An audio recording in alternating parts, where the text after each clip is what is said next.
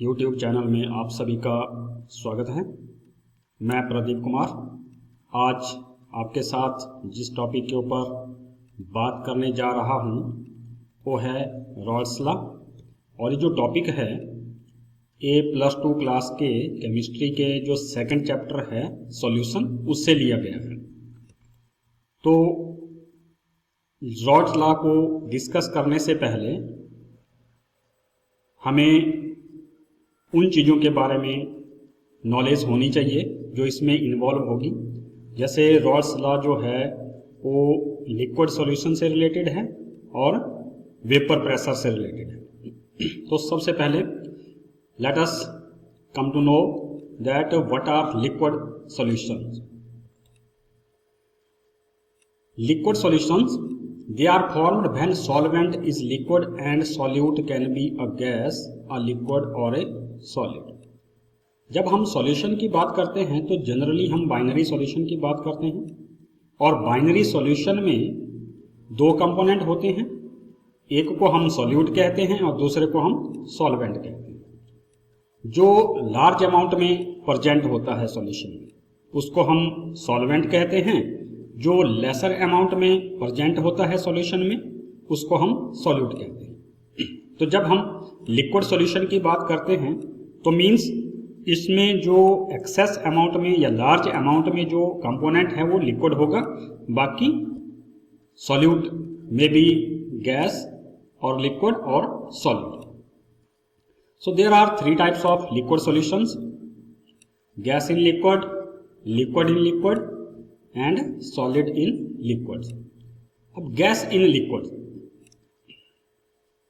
जब सॉल्वेंट हमारे पास लिक्विड है और गैस को उसमें डिसॉल्व किया है। लिक्विड इन लिक्विड, जब हमारे पास सॉल्वेंट भी लिक्विड है और सॉल्यूट भी लिक्विड है। और सॉलिड्स इन लिक्विड, हमारे पास सॉल्वेंट तो लिक्विड है ही लेकिन सॉल्यूट जो है वो सॉलिड है। You can see the example of this. यहाँ पे वाटर में डिसॉल्व्ड ऑक्सीजन रिप्रेजेंट की गई है। इसमें सॉल्वेंट जो है वो लिक्विड है और सॉल्यूट जो है वो गैस है, तभी एक्वेटिक जितनी भी लाइफ्स हैं वो एग्जिस्ट करती है। यहाँ पे हम मिक्स कर रहे हैं इथाइल अल्कोहल को वाटर में, मिसिबल लिक्विड है। इसमें सॉल्यूट हमारे पास इथाइल अल्कोहल है और वाटर सॉल्वेंट है। यहाँ पे ग्लूकोज को वाटर में डाला है, it is the example of solid in liquid. इसमें सॉल्यूट ग्लूकोज है और सॉल्वेंट जो है वो वाटर है। Now here we will study the vapour pressure of the binary solution. और वेपर प्रेशर बाइनरी सॉल्यूशन का भी हम किन सॉल्यूशंस का स्टडी करेंगे, जैसे लिक्विड्स इन लिक्विड और दूसरा है सॉलिड इन लिक्विड। और लिक्विड इन लिक्विड में भी हम उन सॉल्यूशंस को कंसीडर करेंगे जिसमें सॉल्यूट और सॉल्वेंट दोनों वोलेटाइल हो और एक दूसरे के साथ कंप्लीटली मिसिबल हो, मिक्स हो जाते हो। अब बात आती है वेपर प्रेशर की कि लिक्विड सॉल्यूशन का जो वेपर प्रेशर है उसका क्या मतलब है। What is vapour pressure of the liquid? Generally जब हम डिफाइन करते हैं इसको, then it is the pressure exerted by the vapour of the liquid when they are in equilibrium with that liquid. Example की सहायता से बताने जा रहा हूं। यहाँ पे हमने एक कंटेनर लिया है, उसमें हमने पानी डाला है, आधे तक इसको भरा है। अब क्या होगा इसमें कि इसमें इवेपोरेशन गिवन टेम्परेचर पे स्टार्ट हो जाती है। इवेपोरेशन मीन्स जो वाटर के मॉलिक्यूल हैं वो लिक्विड स्टेट से गैसेस स्टेट में जाते हैं, वहाँ पे रैंडम मोशन में मूव करते हैं और दोबारा वाटर की सरफेस के साथ टकरा करके दोबारा लिक्विड स्टेट में आ जाते हैं। अब you can also see here this process जिसमें वाटर के वेपर गैसेस स्टेट में या वेपर फेज में जाते हैं उसको हम इवेपोरेशन बोलते हैं। और जब यही वेपर दोबारा टकरा करके लिक्विड स्टेट में आ जाते हैं उसको हम कंडेंसेशन बोलते हैं। तो जो वेपर प्रेशर है लिक्विड का, इसको हम कब कंसीडर करते हैं कि जब रेट ऑफ इवेपोरेशन जो है वो रेट ऑफ कंडेंसेशन के बराबर हो जाता है। और एक बात और आती है कि ये जो लिक्विड के वेपर हैं ये प्रेशर लगाते कैसे हैं। तो जैसे ही लिक्विड का मॉलिक्यूल या वाटर का मॉलिक्यूल हम यहाँ बात कर रहे हैं, ये वेपर फेज में जाता है, रैंडम मोशन में दौड़ता है, कभी इधर कभी उधर, और इस तरह से वो जब कंटेनर की वॉल के साथ टकराता है तो वहाँ पे वो फोर्स लगाता है, और वही फोर्स पर यूनिट एरिया जो है प्रेशर कहलाती है। तो जब इन वेपर्स की कंसंट्रेशन वेपर फेज में कांस्टेंट हो जाती है, तब जितना प्रेशर एक्सर्ट किया जा रहा है उसको हम क्या बोलते हैं? Vapour pressure of the liquid. So definition, pressure exerted by the vapours of the liquid when they are in equilibrium with that liquid. अब बात आती है vapour pressure of the liquid solution, जिसमें सॉल्यूट भी लिक्विड है और solvent भी liquid है। Let us consider the binary solution of two volatile liquid components 1 and 2 in a closed vessel. एक क्लोज वेसल में हमने दो कंपोनेंट्स लिए हैं लिक्विड के जो वोलेटाइल हैं, एक भी वोलेटाइल है दूसरा भी वोलेटाइल है, मींस दोनों की इवेपोरेशन हो सकती है। You can C in the pictures, यहाँ पे हमने दो कंपोनेंट्स को रिप्रेजेंट किया है, एक को जो ब्लू डॉट्स हैं उनसे रिप्रेजेंट किया और दूसरे कंपोनेंट को वाइट डॉट से रिप्रेजेंट किया है। सॉल्यूशन है, बाइनरी सॉल्यूशन है। This represent the component 1 and this represent the component 2। इन दोनों कंपोनेंट का सॉल्यूशन हमने फर्स्ट कंटेनर में लिया है। Now what will happen? They start evaporating after some time, equilibrium is established between the liquid phase and the vapour phase at a constant temperature. अब binary solution में होगा क्या? इनकी इवेपोरेशन स्टार्ट हो जाएगी, क्लोज्ड वेसल है, तो कुछ समय के बाद इसमें इक्विलिब्रियम सेटअप हो जाएगा। At that you can see here with the help of animation, there is the evaporation starts, और जैसे ही इवेपोरेशन होती है प्रेशर बढ़ता है। प्रेशर अब कांस्टेंट हो गया है at a given particular temperature.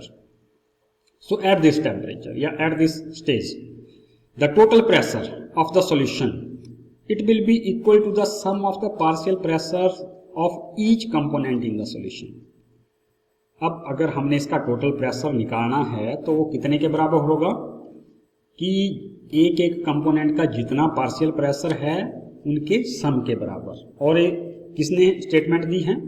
This is according to the Dalton's law of partial pressure. Dalton law ने ये कहा था कि टोटल प्रेशर कितने के बराबर होता है? Sum of the partial pressures of each component in the solution at a given temperature. So now अब हमारे पास बात आती है रॉल्स लॉ की। What is Raoult's law?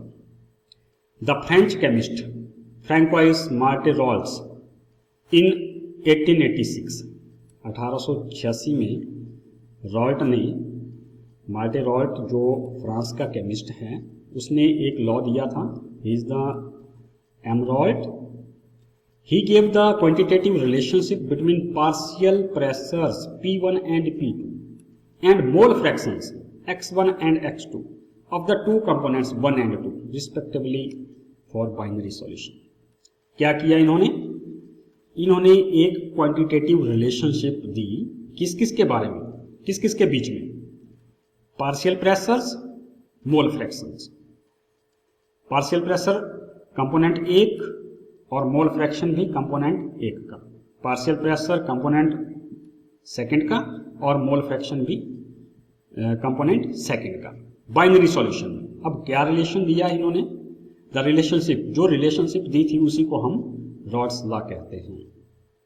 Statement है इसकी, it states that for a solution of volatile liquids the partial vapor pressure of each component in the solution is directly proportional to its mole fraction in that solution। क्या कहती है ये statement? कि जो हमारे पास solution है उसके liquid volatile होने चाहिए, उनका प्रत्येक कंपोनेंट का जो पार्शियल प्रेशर है वो किसके प्रोपोर्शनल होता है कि उस कंपोनेंट का सॉल्यूशन में मोल फ्रैक्शन कितना है। अगर ज़्यादा मोल फ्रैक्शन होगा तो पार्शियल प्रेशर भी ज़्यादा होगा, अगर मोल फ्रैक्शन कंपोनेंट का सॉल्यूशन में कम होगा तो उसका पार्शियल प्रेशर भी कम होगा। thus for component 1 के लिए हम लिख सकते हैं P1 प्रोपोर्शनल X1, जो पार्शियल प्रेशर है कंपोनेंट 1 का, it is directly proportional to the mole fraction of the component 1, and P1 is equal to P1 naught X1. Here we have removed the proportionality sign और उसकी जगह हमने proportionality constant लगा दिया है P1 naught, और इसको हमने इक्वेशन नंबर 1 दे दिया है. अब what is P1 naught? P1 naught is the vapor pressure of the pure component 1 at the same temperature. यहाँ पे P1 naught क्या है?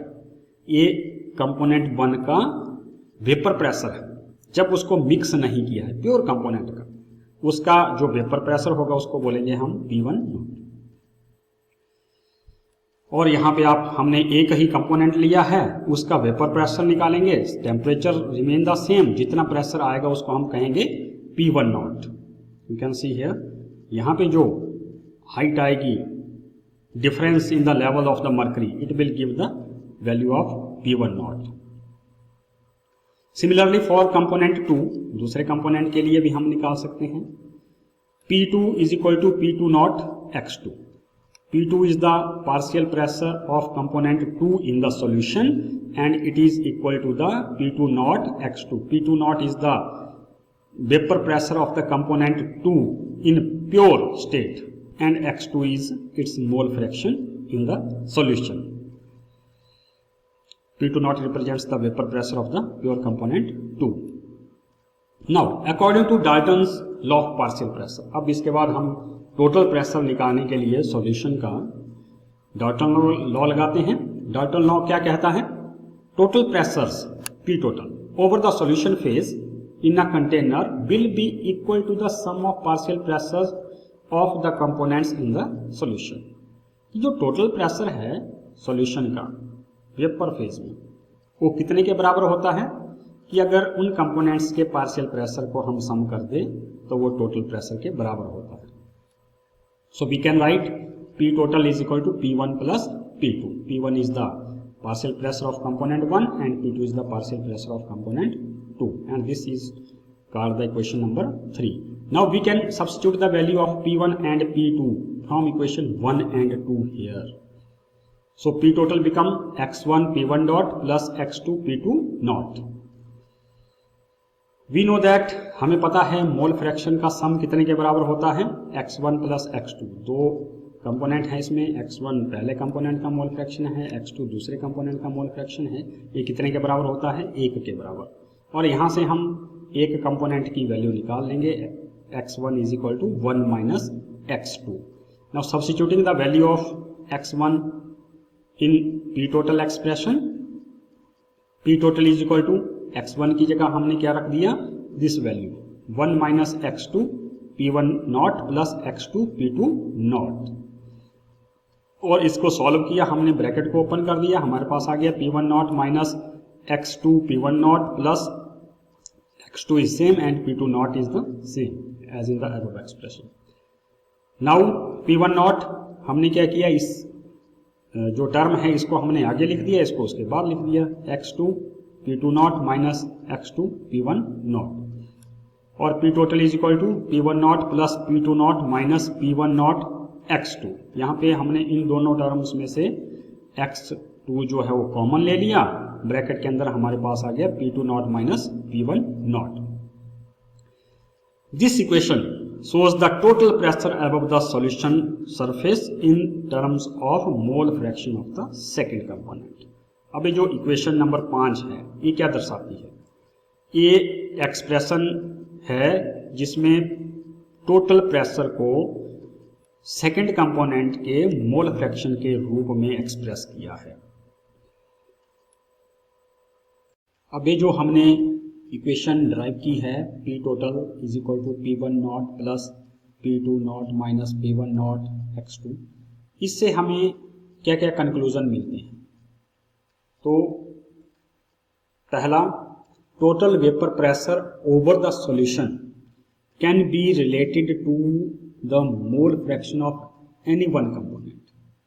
मतलब जो सॉल्यूशन के ऊपर टोटल वेपर प्रेशर है उसको हम किसी कंपोनेंट के मोल फ्रैक्शन के साथ भी लिख सकते हैं। जैसे हमने यहाँ कंपोनेंट 2 के मोल फ्रैक्शन के साथ लिखा है, इसको हम x1 के साथ भी डिराइव कर सकते हैं।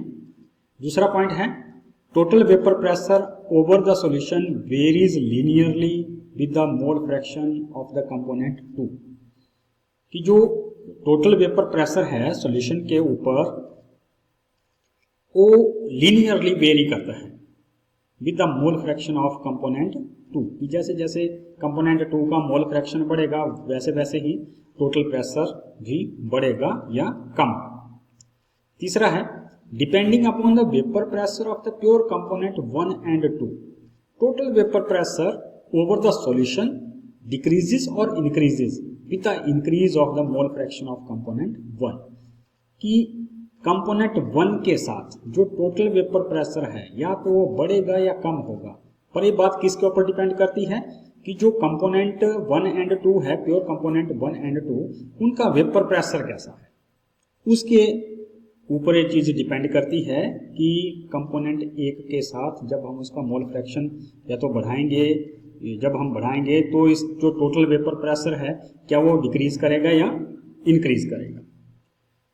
तो now graphical representation of rods law को हम ग्राफ की सहायता से भी रिप्रेजेंट कर सकते हैं। Here you can see along vertical axis we are taking vapour pressure and along horizontal axis we are taking the mole fraction. Left hand side में हमने मोल फ्रैक्शन लिए हैं जहां पे कंपोनेंट 1 का मोल फ्रैक्शन 1 के बराबर है और कंपोनेंट 2 का मोल फ्रैक्शन 0, मीन्स यहाँ पे सिर्फ एक ही कंपोनेंट रिप्रेजेंट है। और राइट हैंड साइड में हमने लिया है x1 is equal to 0 and x2 is equal to 1, means right hand side में हमारे पास सिर्फ कंपोनेंट 2 ही है, x1 जो है वो 0 के बराबर है। मीन्स जब हम लेफ्ट से राइट में चलेंगे तो फर्स्ट कंपोनेंट का मोल फ्रैक्शन डिक्रीज करता जाएगा और सेकंड कंपोनेंट का मोल फ्रैक्शन इंक्रीज करता जाएगा। This represents the increase in the mole fraction of component 2 and these are the plots जो हमने ड्रॉ किए हैं। This is for x1 means जो पार्शियल प्रेशर है कंपोनेंट 1 का, this line represents plot 1 and partial pressure of component 2, this represents second line represents the partial pressure of component 2। जब हमारे पास सिर्फ कंपोनेंट एक ही है तो यहाँ पे इस पॉइंट पे it will represents the pressure of vapour pressure of pure component 1, और दिस पॉइंट जब हमारे पास सिर्फ कंपोनेंट 2 ही है then this P2 does not represent the vapour pressure of pure component 2। और जब हमने सॉल्यूशन की बात की है when we join these 2 points this line it will represent the total vapor pressure of the solution. P total is equal to P1 plus P2, partial pressure of component 1 plus partial pressure of component 2. So this is the graphical representation. यहाँ पे इसमें हमने representation की है by writing a plot of P1 और P2 versus the mole fraction x1 and x2 for a solution gives a linear plot, जैसा यहाँ पे दिखाया गया है। The lines 1 and 2 passes through a point when x1 and x2 equal unity represent respectively. Similarly, the plot line 3 of the P total versus x2 is also a linear. The minimum value of P total is P1 and maximum value is P2. Assuming that the component 1 is less volatile than component 2, that is P1 is less than P2. आप यहाँ से देख सकते हैं जब हमारे पास सिर्फ component 1 है तो उसकी वैल्यू यहाँ रिप्रेजेंट की जा रही है, और जब हमारे पास कंपोनेंट 2 है तो उसकी वैल्यू यहाँ पे रिप्रेजेंट कर रही है। और वोलेटिलिटी चेक करने के लिए आप देख सकते हैं यहाँ पे कि कंपोनेंट 1 जो है लेस वोलेटाइल है और कंपोनेंट 2 जो है मोर वोलेटाइल है। Now the composition of vapour phase in equilibrium with the solution can be determined by the partial pressure of the component, कि वेपर फेज में जब इक्विलिब्रियम सेटअप हो गया है सॉल्यूशन और वेपर के बीच में, तो वेपर फेज में जो कंपोजिशन है उसको हम किसकी सहायता से निकाल सकते हैं? Partial pressure of the component, उसकी सहायता से हम इसको डिटरमाइन कर सकते हैं। If y1 and y2 these are the mole fraction of the components 1 and 2 respectively in the vapor phase। जो हम x1 x2 कंसीडर करते थे वो सॉल्यूशन में थे मोल फ्रैक्शन, y1 और y2 जो है ये वेपर फेज में है mole fraction. Now we can write mole fraction in vapour phase is equal to partial pressure of component 1 divided by total pressure. So from here for component 2 y2 is equal to p2 upon p total। So from here we can calculate the partial pressure of component 1 in terms of mole fraction in vapor phase। p1 is equal to y1 p total and p2 is equal to y2 p total। So in general we can write pi is equal to y1 pi is equal to yi into p total। So that Rod's law is the special case of Henry's law। अगर हम statement देखें Raoult's law की, Raoult's law states that for a solution of volatile liquids the partial vapour pressure of each component in the solution is directly proportional to its mole fraction. जो हमने statement पहले दी थी, the vapour pressure of a volatile component is given by mathematical expression हमने दिया था pi is equal to pi naught xi। General expression है ये, आयत कंपोनेंट के लिए हमने यहां लिया हुआ है। And according to Henry's law, Henry's law क्या कहता है? You can see the partial pressure of a gas in vapour phase P is proportional to the mole fraction of gas in the solution। Means vapour phase में जो partial pressure है gas का वो किसके ऊपर डिपेंड करेगा कि liquid phase में उस गैस का मोल फ्रैक्शन कितना है। You can see here this is the pressure measured of the gas. Liquid phase में मोल फ्रैक्शन जितना होगा उसी के ऊपर डिपेंड करेगा कि ऊपर गैस का पार्शियल प्रेशर कितना है। And mathematically P is equal to KH into x. P is the partial pressure of the gas, X is the mole fraction of the gas and KH is the Henry constant. अब अगर हम इन दोनों equations को compare करते हैं by comparing the equation of Rawls law and Henry's law, it can be seen that partial pressure of volatile component or gas, in case of Rod's law it is volatile component, in case of Henry's law it is gas, is directly proportional to its mole fraction in the solution। जितना भी इसका solution में mole fraction होगा उसके proportional है ये, लेकिन only the proportionality constant KH differs from PI not. सिर्फ डिफरेंस किसका है? KH और PI नॉट का। Thus Rod's law become a special case of Henry's law in which the KH become equal to PI not. तो इसी के साथ आप सभी का धन्यवाद।